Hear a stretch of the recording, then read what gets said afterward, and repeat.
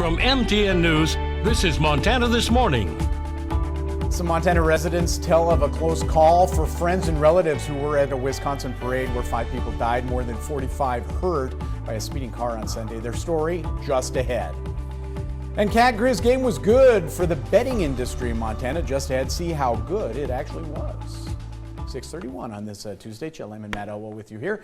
If you are planning to cook more than a 20-pound turkey, you should have taken it out of the refrigerator yesterday. They say 24 hours for every 5 pounds, so enjoy your turkey on Friday. That's right. It'll be good.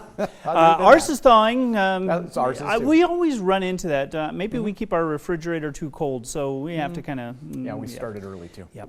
Looks like our temperatures this morning, cold turkey for sure. 11 degrees in Butte, 10 degrees in Wise River, 4 degrees in West Yellowstone, according to our weather watcher Ken there. Thanks for sending that in. It looks like we're dealing with a few scattered showers as you get later into the day. First in the form of a rain-snow mix, and then switching over to snow. We're going to talk about accumulations, travel concerns, and all that coming up here in just a few minutes. Our daytime temperatures into the 40s, but watch that afternoon. It could be a little dicey, especially as you get at the mountain pass level. We're going to break down your complete forecast in just a few minutes. All right, thank you, Matt. 6:32, our top story this half hour in Wisconsin. A man with a previous hit-and-run driving record charged with driving into a crowd at a Christmas parade, killing 5, injuring at least 45 others. MTN's Kagan Harsha spoke with a mother who was at the parade and also a Glendive woman with a personal connection to the tragedy. Brenda Orcutt grew up in Washaka. She's now an elementary school teacher here in Glendive, Montana. She had several friends and family members who were at that parade on Sunday. I also spoke with a former colleague of mine who had a front row seat to the tragedy and actually watched as several kids were run over right in front of her. For 58 years, this Christmas parade in Waukesha has been synonymous with good old-fashioned family fun. We love the parade. It is our favorite parade, actually. But on Sunday, it was just yelling and screaming. The unthinkable happened. Police say this man, 39-year-old Daryl Brooks, drove past barricades and onto Main Street, plowing his SUV into a high school marching band. And then it just pushed the gas pedal down and ran over kids. And kept going. Bethany Goff was at the parade, her 2 young kids and their friends sitting right across the street. They could only watch as that driver mowed down the crowd, an image she'll never forget. Me as a mom, I keep seeing that visual of just the car running over these kids like a speed bump, because that's what it was. He stopped and then he just ran directly over them. My nieces were there. My high school friends were all there. Brenda Orcutt is an elementary school teacher in Glendive, but grew up in Waukesha. She says she slept just 2 hours last night, so bothered by the news in her hometown. Your heart just stops and you think to yourself, how can this happen in our tiny little town, in our small town? Most of Brenda's family was at the parade. Her niece watched from a library window as several of her classmates were run over. Brenda's best friend also just narrowly escaped being hit. My best friend saved her own mother. Literally, she saved her mother's life. Both women say they feel fortunate their families are safe, but both agree they're forever changed by what happened in the town they've called home. It was horrifying. It was horrifying. It was like watching the Twin Towers fall. Like the moment you will always remember exactly where you were. For MTN News, I'm Kagan Harsha.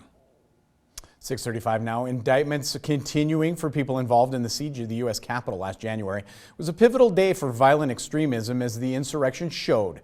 Today's greatest terrorism threat doesn't always come from abroad. Dan Grossman looks at how terrorism has changed and the research being done to temper it. These are the types of images that stick with you.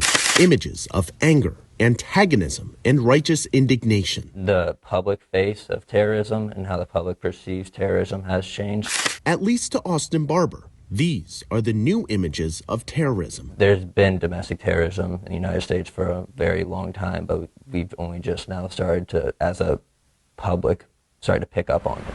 Austin is a graduate assistant at the University of Arkansas's Terrorism Research Center, our country's oldest terrorism research center. He is currently working on a project called .coms to Pipe Bombs, an initiative that studies how online extremism manifests itself in our real world.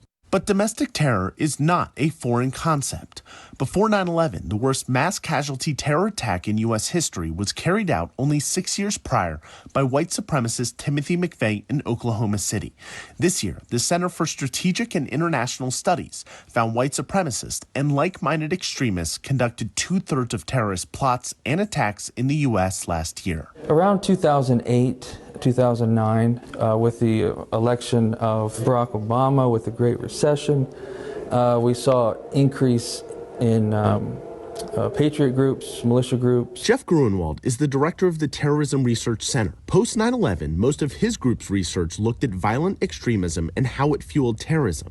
But since then, Osama bin Laden has been killed, and 7 other top-ranking al-Qaeda officials have been killed or captured as well. It has shifted Jeff's research to U.S. nationals, as last year, the U.S. Department of Homeland Security concluded that racially and ethnically motivated violent extremists, specifically white supremacist extremists, will remain the most persistent and lethal threat in the homeland. It was before the insurrection that we knew that there was a violent potential on the far right, but I think it more so brought it to the public's attention. Yesterday it was radical Islamic terrorism.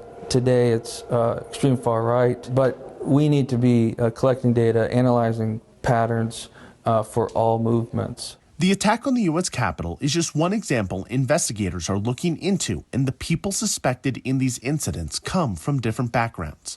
The FBI director says in the past year and a half, the department's domestic terrorism caseload has more than doubled, going from about 1,000 cases to 2,700 investigations. We're starting to understand more that there's a lot more to it than just the one face value. I'm Dan Grossman. Back here at home, a Bozeman man in custody after pulling a gun on someone at a local bar. Just after 2 Monday morning, officers called to the Hofbrau near the intersection of Babcock and 8th for reports of a disturbance involving a weapon. When officers arrived, the male suspect, later identified as Ryan Donahue, detained outside the bar with an empty carry holster. The victim, who officers found inside, told officers Donahue pulled the gun on him as he was leaving with a group of girls. In a police report, the victim said he feared for his life. Bystanders reportedly wrestled the gun away from Donahue, which was then secured by an employee. Donahue expected to appear in court later today. In other news, a hedge fund offering to purchase the parent company of some of Montana's largest newspapers. Alden Global Capital, LLC, says it wants to acquire Lee Enterprises. Lee is the parent company of the Montana Standard and Butte, as well as the Missoulian, the Ravalli Republic, and the Helena Independent Record, and the Billings Gazette. Lee Enterprises is a publicly traded company that has 75 daily newspapers outlets across the nation. Alden offering $24 a share, around 30% increase over the Friday closing value of Lee's stock. Alden currently owns around 200 publications, making it the second largest newspaper publisher in the United States. However, the hedge fund has earned a reputation of slashing costs, often through layoffs. And it was the best weekend yet for Sports Bet Montana, as more than $100,000 wagered on the Cat Grizz game. According to the Montana Lottery, nearly 2,900 bets were placed for a total of $119,000.